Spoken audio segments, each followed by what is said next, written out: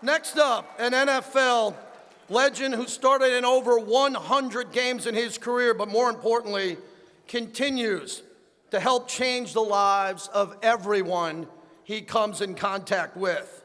This is Randy Grimes. Randy Grimes was born July 20th, 1960 in Tyler, Texas.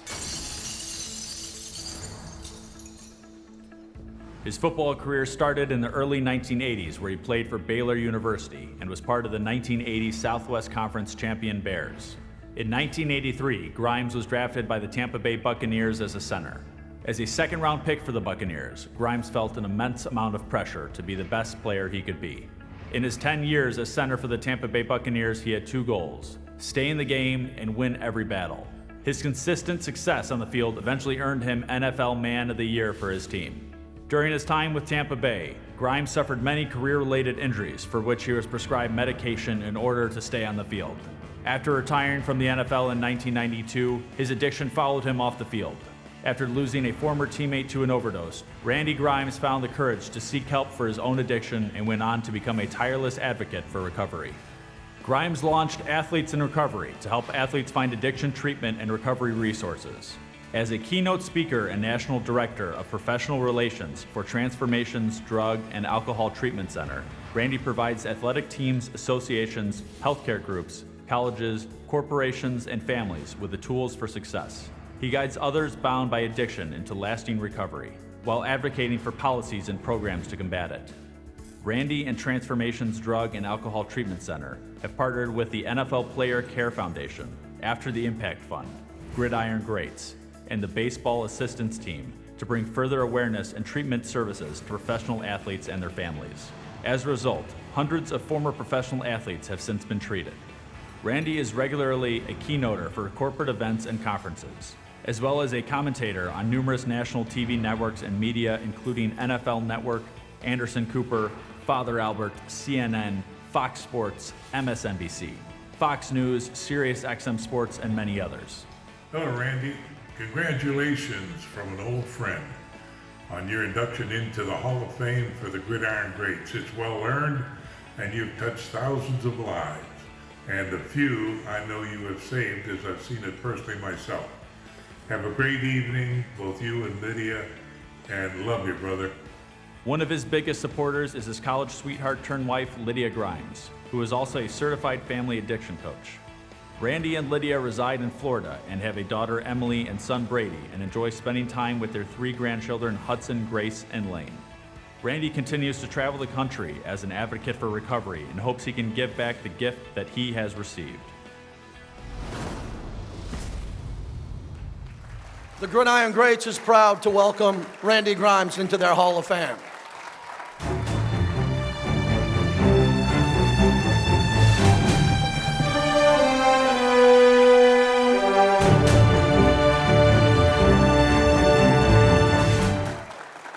Thank you.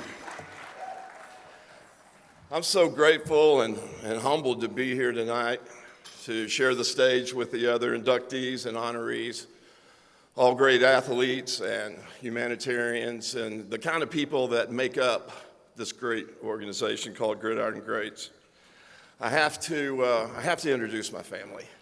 You know, they traveled all the way from Texas. My wife of 37 years, Lydia.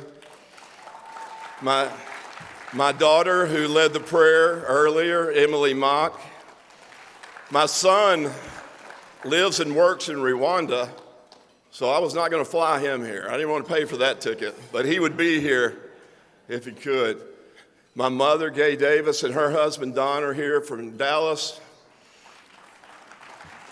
My big brother, Dick Grimes, is here. My big sister, Roxanne Shelton, is here. My niece, Courtney Morton, is here, and my good friends from Houston, Scott and Melody Stevens. I'm grateful, guys. Thank you for all the support you gave me, not only in my career, but through some really dark days. Thank you for never giving up on me. You know, I was never the quickest, or I probably was never the quickest, strongest, smartest center to ever play the game, but I challenge you to find somebody that played the position with more passion and love of the game than me. I can still remember getting that phone call from the legendary John McKay in 1983 saying that the Tampa Bay Buccaneers had made me their second-round pick. It blew my mind that somebody was going to pay me to play a game that I loved so much and that I would have gladly played for free. And even though in that decade that I was in Tampa, even though my best record would be 6-10, even though I would have 5 head coaches and 6 different offensive line coaches, even though I would have 10 different quarterbacks and 4 different GMs in that decade, the one consistent thing about the Buccaneers then was Randy Grimes at center, and that's what I'm most proud of.